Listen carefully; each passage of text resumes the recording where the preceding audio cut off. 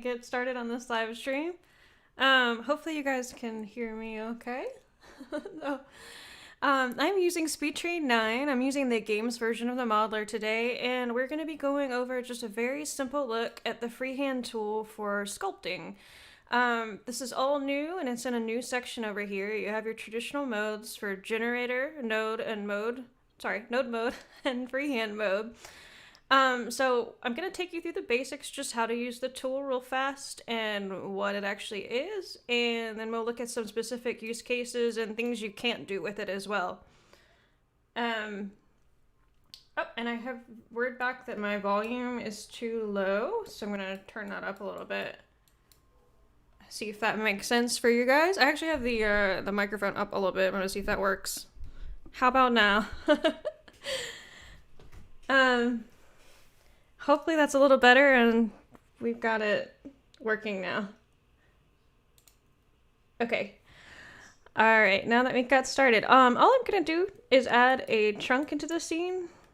And this is just our basic trunk there. And I've got one texture already loaded in. You're gonna drag and drop that onto the tree. Now this tool I would recommend using after you've actually completed your tree, and I would probably only use it on details on the lower trunk and the next generator up. You can definitely use it to add small details, but you're just going to go up way in poly count as you go. So we're going to make a couple of adjustments to our bark so that we get it kind of where we like it, and it's not too bad coming in. I'll just kind of soup up the saturation on it a little bit just to make it a little easier to see. Might want to emphasize the actual color in there as well.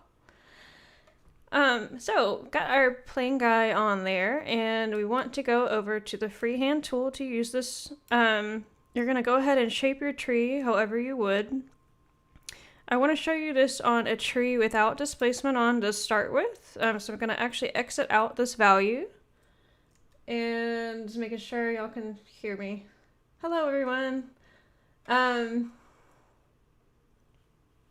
Okay.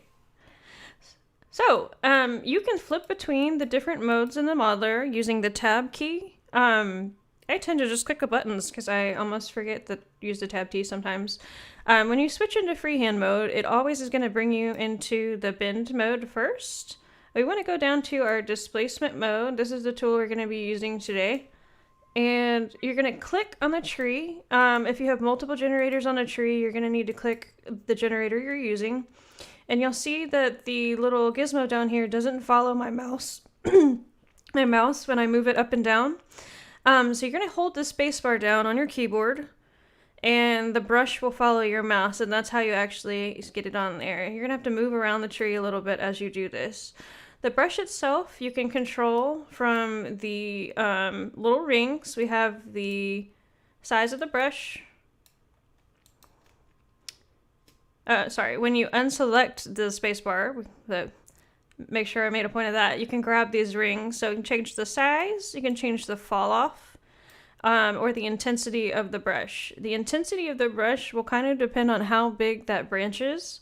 So as you move back and forth between generators, you might find that intensity needs to be forward or backwards. It's setting this all over here in the properties, so if you need to change them over here, you can as well. I'm just take you through these real fast here, but our basic brush here, you're gonna left click to add and left click to take away. Right off the bat, you're gonna see that this does not have enough polygons, and so the better sculpts are gonna be based on if you have more of these guys in here. So if you're making a game tree and you don't want a really high poly tree, so let's see, let's take a look at this real second. If we go to the segment tab, a really fine, nice sculpt might be something in the thousands range. So if we're working on a game tree, we don't really want to do that. We just want to add the polygons exactly where we're using them. And that's sort of like the key highlight of why this feature is so cool, is that we also have a way to paint on the polygons. And let's go back to generator mode. I took out all of them on accident. Let's go ahead and put a 2 back in relative and get it a nice space to even out. That's enough for a good game chunk right there. All right, we're gonna go back over to Freehand. And what we would do here is we would go ahead and take our features vertices, and this is gonna do, we use the brush in the exact same way. We hold space bar, and we're gonna hover over the area where we want to add and sculpt. Okay. Just out of that. Now the cool thing that we just did here with adding the vertices is if we were to go back to generator mode and actually adjust the segments, we can add more and we can add less, but the sculpted area is going to stay the same. So that's kind of preserving your detail, and it also lets you go back and forth so you can still procedurally add to your tree and just kind of hop back into the freehand mode as you need it. So now that we've added our area, we want to go back to our tree and making sure I'm not missing any of the questions. And it's mostly just about where to find stuff and maybe a community Discord coming up in the future. Okay, so when you're sculpting, you're going to be switching back and forth between the polygon mode and the standard mode quite a bit. You can control 1 or 2 to do that. Right off the bat, you're going to notice something about sculpting in SpeedTree is that it is a displacement sculpt. So this is actually stretching our texture out a little bit too much. So what this kind of sculpt is good for is small bumps, small details, and just enough fudging to maybe keep you out of that extra app. Going back to the displacement mode, and I'm actually pushing the smooth button now so I can bring these back out.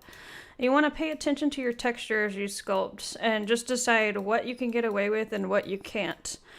You can still adjust the UVs after you get going. So I have this wrapped 1 tile absolute and 1 as a relative. And relative is going to be 1 extra tile according to the height. So I have to take that out right now. We're probably not going to see it change. Oh, no, it was wrapped twice. So you can still adjust these. That wrapped twice really helps with the resolution. But there's no pinching or pulling or rebaking going on when you sculpt. So just keep that in mind, that there's kind of a limitation there. Actually, kind of right. I like it wrapped that way a little bit more. There we go. And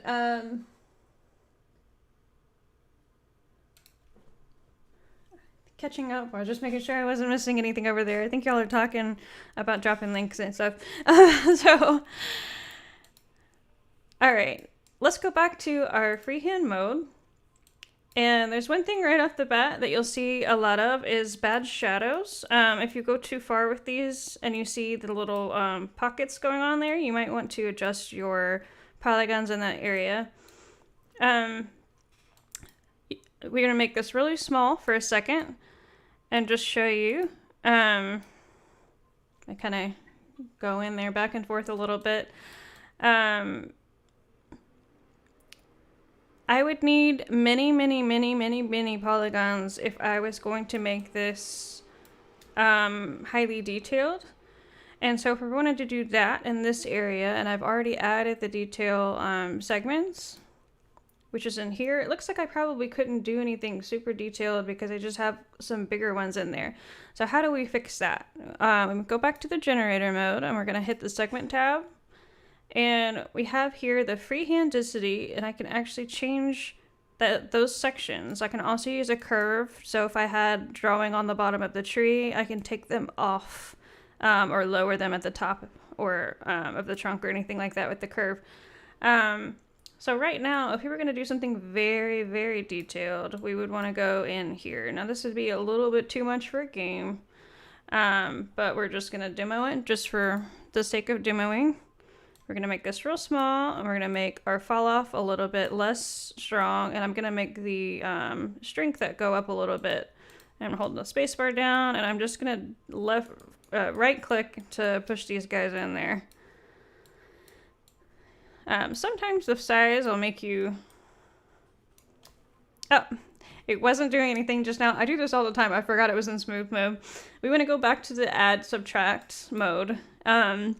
This other mode in here is the set. You can make it only do a certain amount out at a time. So instead of it being based on how many times you click the area, it'll stay. And we'll do that in a second just so you can see that.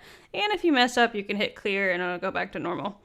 All right, back in the plus minus mode, we'll just do this again. We'll make our brush a little bit smaller, and we will right click and sort of make a little area here. I can hold down and drag, so I'm getting a lot of bumps that I probably would want to smooth out. You might do something like this for a burl or the side of the thing there. A tip here would be to keep on changing up your brush side as you work so that you don't have anything that looks like a very obvious circle. Probably would use the smooth tool out in here just a little bit, just to help us. Things like that, where that little valley is going to get you just a little bit of the shadows going on there. And you'll see what I mean when I switch back to the material. You do kind of want to keep going back and forth to the material. And you'll see as I turn around the tree, if I wanted to pump out this and go up from the side, we actually can't do that because it is a true displacement. So it's based on a height map internally. So it is a little bit limited. It's not exactly everything you could do in a program like ZBrush or something like that, but it is enough. One of the best ways to use this would be to open up one of our modified trees or something that we've got already pre-made that you put together or whatever you've got there, and actually just add your own features to it. If you were to take something at the end of a tree with a main trunk, and wow, it's a really orange bark there. This is our Seikos tree, and this is a cinema tree, so it's a lot larger, but just doing something with the freehand tool, clicking our main trunk, pressing the space bar, and it looks like our visual might have a bug there. Sorry, switching trees on you. I had a bug there where the brush wasn't showing up for me. I got a question that just came in. And I'm gonna say, hang on one second. What would be a SpeedTree skill to tackle first as a complete beginner? That's a great question, and something I would say get procedural stuff down first. So don't touch node mode, don't touch freehand mode. When you first dive into the app, what I would practice and what I would get down is getting your shape right, and you're going to use your templates here to add on parts of the tree. It added it to the bottom there. And we're going to, excuse me, the most base feature that you can get down is running through these properties, wiggling these things back and forth, and using the curves to adjust here. So if you watch one of our beginning tutorials, like maybe the aspen tree, one that takes you through the beginning and the end, that'll give you kind of a feel for the workflow. But that would be my SpeedTree 101. I think we even have one titled SpeedTree 101. I'm not sure. We'll have to see if we can post that video for you. I hope that answers your question. And we do have a question about splitting and sculpting, so I'm going to address that. I was actually coming up to that. All right, I want to talk about things that you can't do or you might be limited with sculpting, just to stay on topic. All right, we've got our chunk here, and the first thing I want to say is that if you have a split in there, which you would add by adding a branch, and you would have that extended, and you would click on here and you would go to the skin tab and you would tell it to split and to allow that way. There we go. All right, if you go over to the freehand mode, it's going to tell you that the feature vertices are disabled. So you can still sculpt. Still on the smooth, forgot that already. I'm just going to do that a couple of times in front of you. But if you want to go into the feature vertices, you're not going to be able to if you have a split. So it's going to be disabled, and it's going to give you a little warning down here that it can't support that. And it's basically that the tech can't subdivide and unwrap that second UV channel, which UV up here. This is complicated internally. So we just disabled it so you don't mess up. All right, the second thing I want to touch on is we're going to delete this and we're going to go back to turning the splits off. There we go, we're back to normal. So put it back in our standard mode. And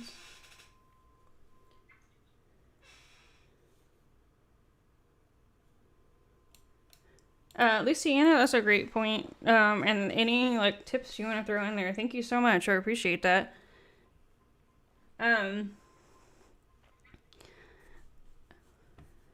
Okay. I am back on track. Sorry about that. We're talking about things that you might run into and can't do or can do with sculpting. So let's go over to a more complicated tree. Let's go over to the banyan. This is a quixel base with a stitch and a piece of geometry here. So you might say, oh, I want to adjust this and start drawing on this. So a 3D mesh that you've added to the scene, you're not going to be able to touch in freehand sculpt. It's going to be disabled and you're not going to be able to touch this area. The stitch itself is also an area that's off limits. It needs this little section here to match the bottom of the photogrammetry base with the top. So once you get to the SpeedTree geometry, or if you switch this thing altogether using the conversion tool to a new tree trunk, you can start sculpting on that stuff. The second problem area that you might find wanting to sculpt is the switch between the branches and the main area here. So we have this little weld area here. It's a texture that's being grabbed from this and stretched over. You guys might have edited it in the generation skin tab. We have our welding stuff here, and you have these are huge welds, by the way. I did that on purpose so I could show you kind of a problem. Let's show the light out so you can see a little bit better. There we go. All right, larger welds in general are just a little bit harder to shape and work around. But in this case, if we were to go to the scribe mode and try to use the freehand tools here, if we were to add the feature vertices over the weld area, we still can. if we were to add the displacement over the weld area, we still can. But if we go back to our render mode, you might see a lot of texture area because that little tiny piece that's being connected from the trunk to the branch, when that just gets distorted, it is just a little bit harder for it to grab and put up there. So a fix or workaround for that would be to grab these branches. We're going to make the weld a little bit smaller on them. If you really need the dots. Otherwise, I would just start up here. Very infrequently do I actually want to edit this area here. So what we want to do is we want to make our weld smaller, and then we want to draw on the branch itself. So I'm going to try to make that transition just a little bit less out there. I'm going to put the offset down, and everything that I drew on there as I edited it does stay, but it will move, just to keep that in mind. Back and forth a little bit. And I think we can deal with that. That's a very small weld, and the texture is not incredibly out there, but something like that would probably work for us. And now we have a little bit more space in here to go back to the scribe mode and add our pieces in there. These branches have very little, so this is actually a great place to add detail back in that node mode. If you don't add the vertices, one of the things, I'll just show you this because it looks terrible. You might see something go awry or something pop up really terribly. You can go ahead and add the vertices in there so you can see them. And that's kind of a neat thing there. Smooth those guys back out and see how we did that way. These little knots and things, if we made the brush a little bit smaller, it's highly effective, even in small doses, just to use these guys to break up the shape. So usually this would be a really harsh line on a game tree, and you really want to hide those angles when you're working. So going in there and using the vertices to help that, it's a neat way for me just to cheat, I guess. I feel like to break up those really optimized angles and things like that. I'm gonna make this really tiny and then just give it like a little elbow there, and we'll see how that looks. You can take away with the vertices too. So if you do something that's high in poly count and you need to retract your steps a little bit, or do something very specific, it's kind of neat to make the vertices tool a little bit smaller and then come in there. And so I don't need those on top. Just kind of do a little cleanup there and take out. So you're really only adding the essentials in there. It's time consuming to do this kind of editing, but if it is a hero tree, I think it's just very much worth it in the long run to have that little extra bumps and stuff in there. And I gotta make sure. It is, Luciana, I was going to answer your question about ZBrush. I was going to mention that we will do another tutorial that's just all about SpeedTree and ZBrush. You can export your file into ZBrush and draw on it from there, or you can draw a base or something from ZBrush and bring it into SpeedTree and build off of it. They just play nicely so well together, especially since you're trying to get these textures off of here, and we have our new tools to grab textures.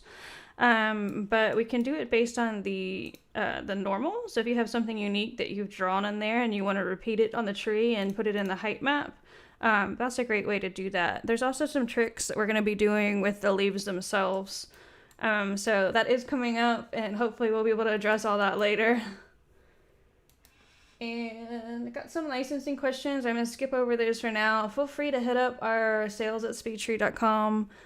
So we can answer any of that or make sure we got you covered for that. And now that I'm caught up. Okay. I have covered everything, I think, for what this tool is. It's very short and sweet and very easy to use. If you guys have any questions, or you want to add anything to the end of this video, I'll stick around for a second. We're just going to play for a second over here on our tubed branch just to show you some other things there. Oh, I never showed you set. I knew I was forgetting something. All right, I'm going to hide this guy for a second, and we're going to go to this one that I doodled on before. Okay, if you want to make a pattern on the tree and you want to use the displacement to push in and out on sections, the set tool is great for that. So we would go to our freehand. We're going to click our thing and hover over it, and that's our brush. If we put this on a 0.5, I'm just going to see what that does for us.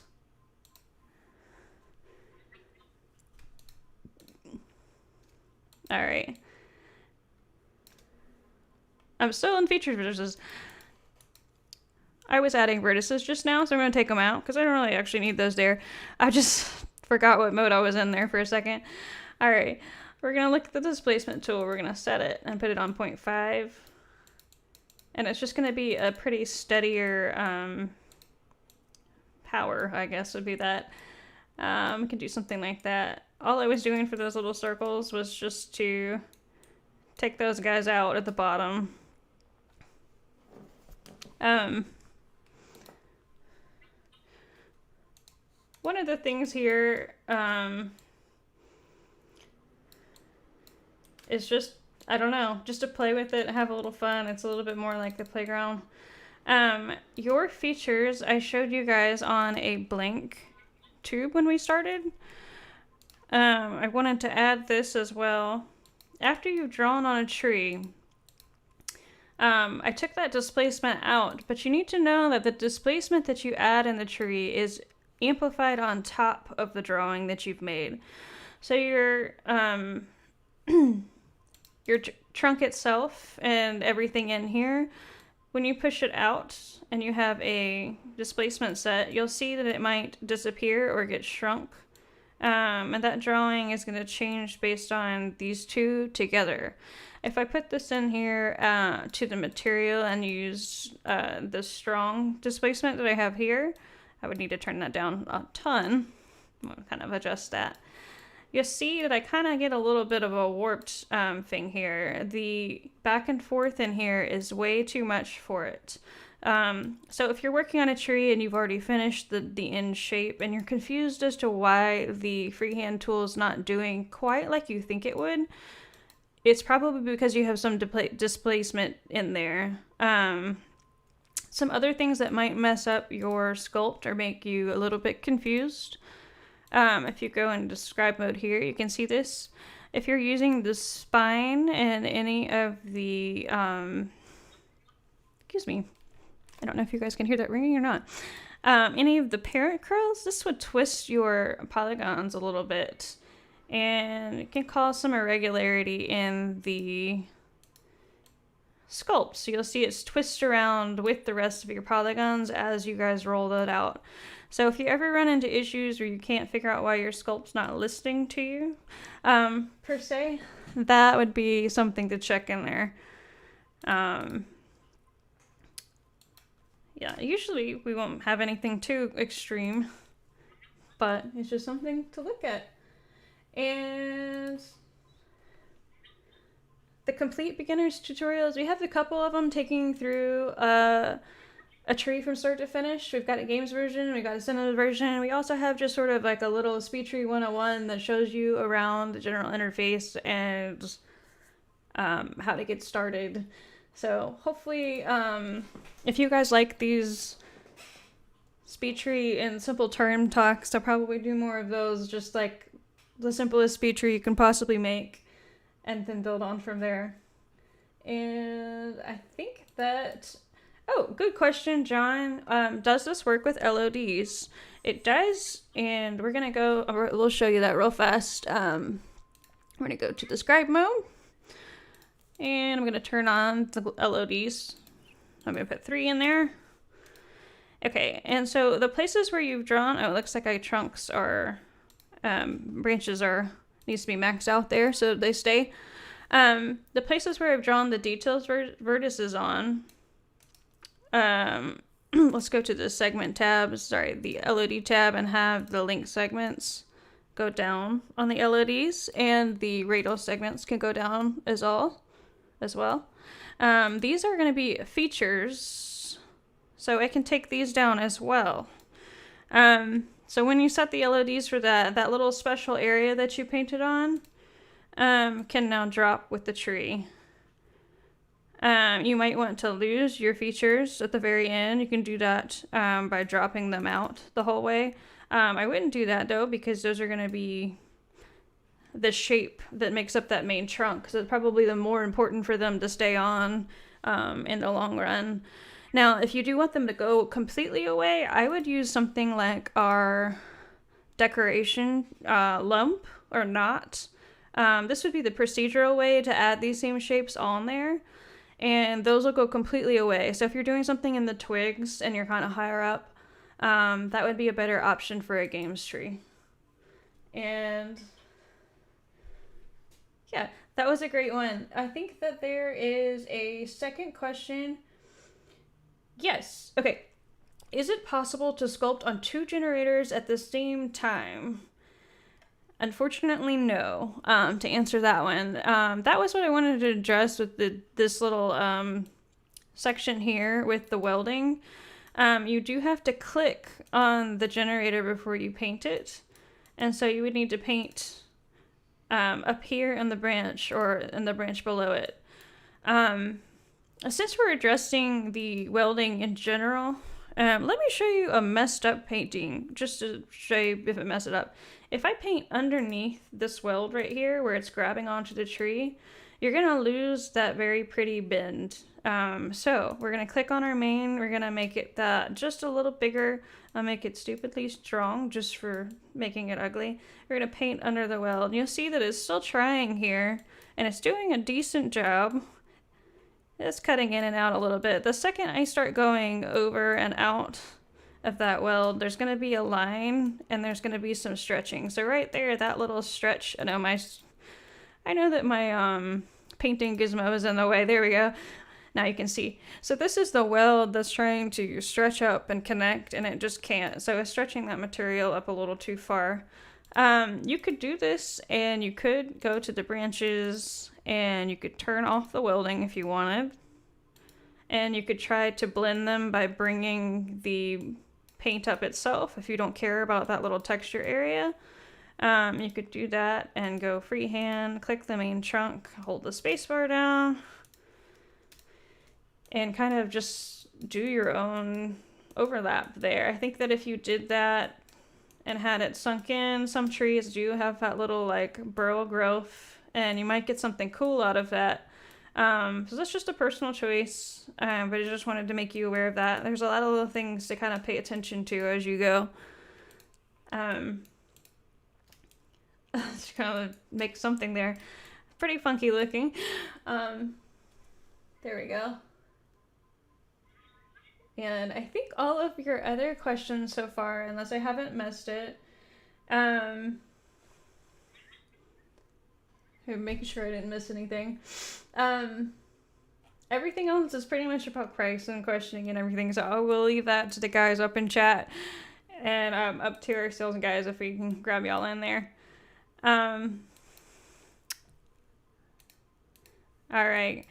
Thanks for watching, everybody. I'm gonna leave that as our last question of the day, and if you'll join us, our next stream will be in 2 weeks. And I don't remember what it is. So we'll just catch our schedule and we'll try to catch you up then. All right, bye everybody.